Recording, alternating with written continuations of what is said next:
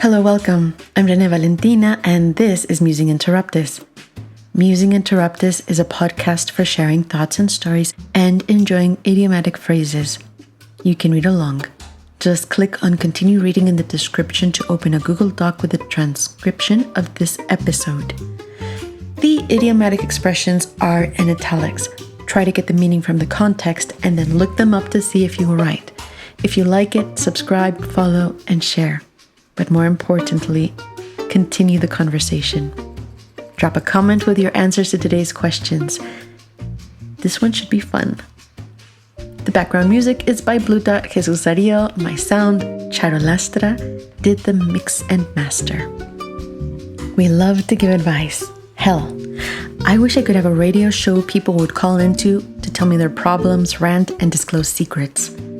That would be fun. I love flying off the handle. This is one of the ideas I have for an upcoming radio project with my friend Dr. Gabrielle. I'm psyched and kind of scared. The best feelings to have when you're about to start a project. Did I mention it will be in Spanish? Will you like me in Spanish too? These are a few things that cross my mind. What kind of advice would you give me? I know what I would tell my students. I could do with someone telling me those things in a determinedly convincing way right now. To express advice, you could use a phrase, if I were you, I would. This might be better than using the imperative, do this, do that, Cinderella. For instance, if I were you, I would create a media strategy to rouse listeners for your radio show. Something is enheartening about the phrase, if I were you. It is the element of empathy. It is undeniably there in the subjunctive word bridging I and you. You recognize that what you are expressing is a hypothetical and that you have gone through the steps of using your imagination to be the other and to disclose what you would do for yourself. If I were you says they have imagined putting themselves in your shoes. You gotta appreciate that. I don't know why there are people who fear empathy and connection.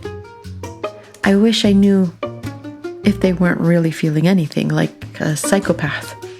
The mind boggles. We should all have a radar that identifies psychopaths and sociopaths. Perhaps there is a supplement we can take to develop a psychodar out of self-preservation. I am, however, happy to be privileged with the opportunity to connect with people who have eccentric hearts that are good. Some even listen to this podcast or watch it. I don't know if you're watching it or listening to it, but hello. Others don't, and that's okay. But don't tell them I said that. Going back to the shoes.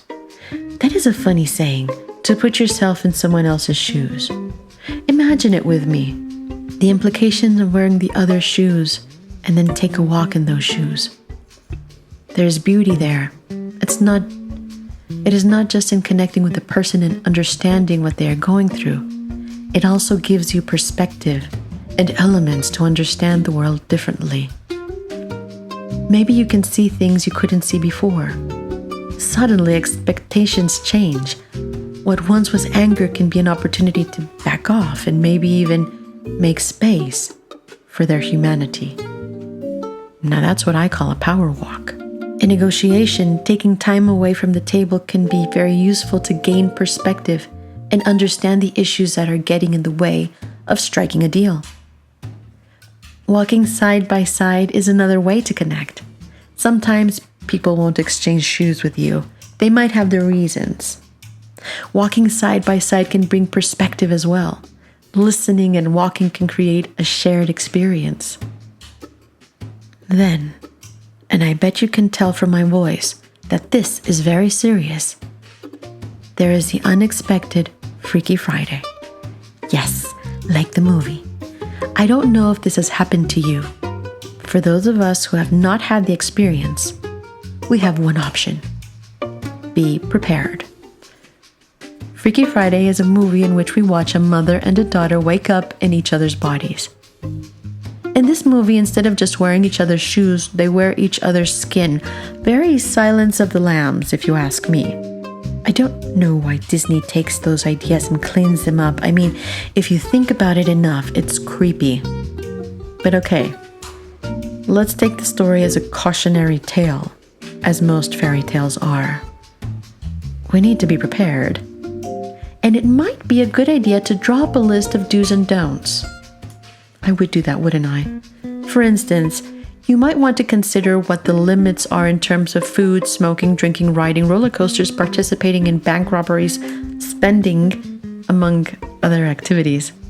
In anticipation of an unexpected Freaky Friday, I will share my list in case it happens with one of you.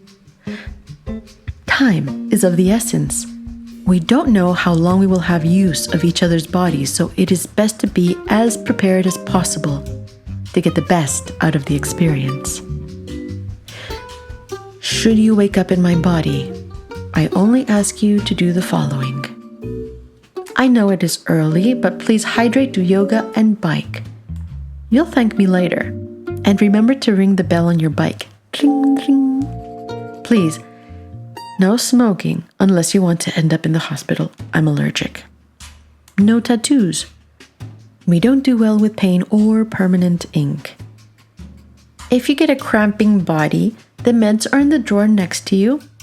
The schedule for the day's classes is on my calendar. Being a nomad teacher is fun. Enjoy it, listen, and be kind with corrections and suggestions. I have an app for lots of things, and they're self-explanatory. My car keys are by the door. Please don't speed. I have a near-perfect record. That said, the sunroof, desert wind, and good music make for a great evening activity. I'll leave a go bag with important things in case you decide to leave the country. Now, the things I wish you could get done for me. Design, buy, and install shelves for my home office.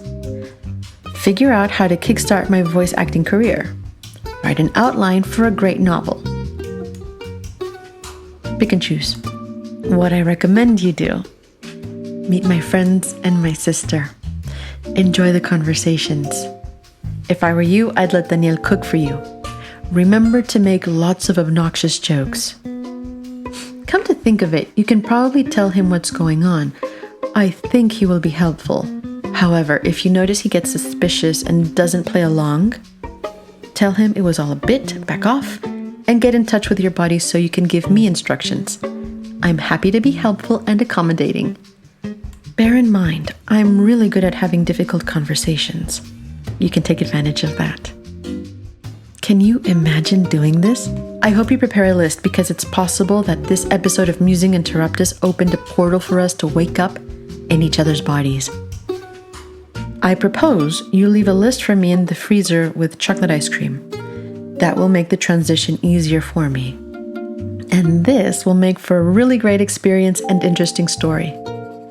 I wonder if anybody would believe us. The idea for this episode was suggested by a listener in Mexico City. Thank you, Andre Marie. I hope you liked it. I hope all of you liked it. For the record, Andre, I would change places with you any day. Be prepared. A note of caution. I think I will probably clear the air with some people, if that is okay with you. I might fast track some decisions, and also, I think this might be our mother's worst nightmare. That's just the cherry on the cake. Thank you for listening. Before I get to the questions, I want to thank Karina, who is not only a great friend, but a cheerleader and visitor in the Musingverse, for suggesting I make donations to Musing Interruptus possible. So if you would like to support our work, I opened a PayPal account. If you have used it for teaching, learning, relaxing, enjoying, or sleeping and would like to contribute, the link is in the podcast description on Spotify or wherever you listen to this podcast. And there is a link on the Musing Interruptus YouTube page. Thank you again. Now, the questions. What would you add on your do's and don'ts list? Who would you like to trade places with? Why? What would you like to do for them? What would you like them to do for you? Would you prepare a go bag for your body visitor? I'm listening.